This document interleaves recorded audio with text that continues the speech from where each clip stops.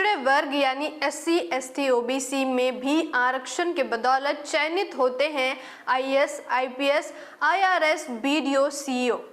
ये कहने को तो कार्यपालिका के श्रेष्ठ पद हैं, इनकी संख्या आज लाखों में है, मगर जिस सामाजिक प्रतिनिधित्व के तहत ये बने IAS, IPS, IRS, BDO, CEO, वो समाज इतना लाचार और बेबस क्यों? मैं आकृति कुमारी MBN न्यूज़ नेटवर्क में आपका स्वागत करती हूं।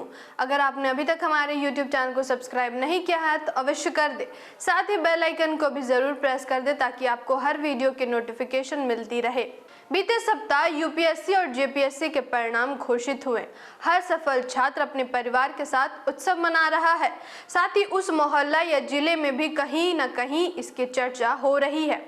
जाति आधारित भारतीय समाज के लोग अपनी जाति के सफल छात्रों की तलाश में भी हैं और मिलते ही सोशल मीडिया में लिखते नहीं थकते कि मेरे जाति का फलना ने फलने परीक्षा में सफल होकर अपने जाति का नाम ऊंचा किया।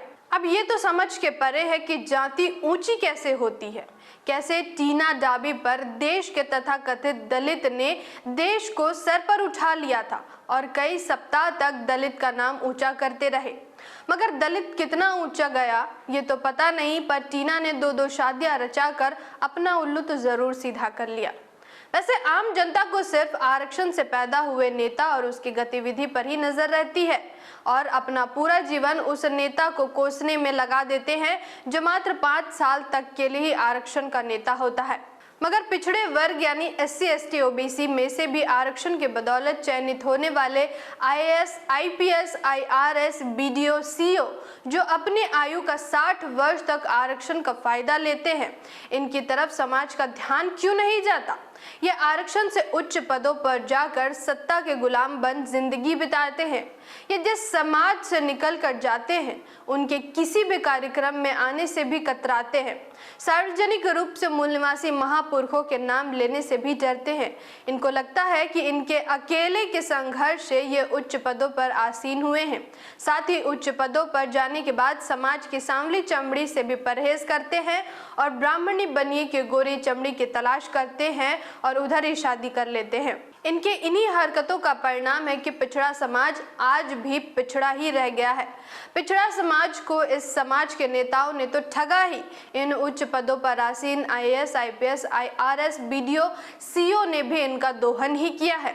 ये ऑफिस में अपने पहचान के लोगों से मिलने से भी कतराते हैं। बाबा साहेब ने अपने अंतिम समय पे इन्हें खुद का पेट पालने वाले क्लर्क से अधिक कुछ नहीं समझा।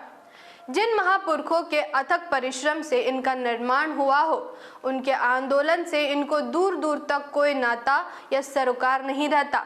इनकी जिम्मेदारी थी कि अपने समाज के बीच इनका आवागमन होता रहे, ये उनको जागरूक करे, जाति के बंधन से उनको निकाले, अपने लोगों का हौसला बढ़ाएं, जिनको हक नहीं मिल रहा उनको हक दिलाएं।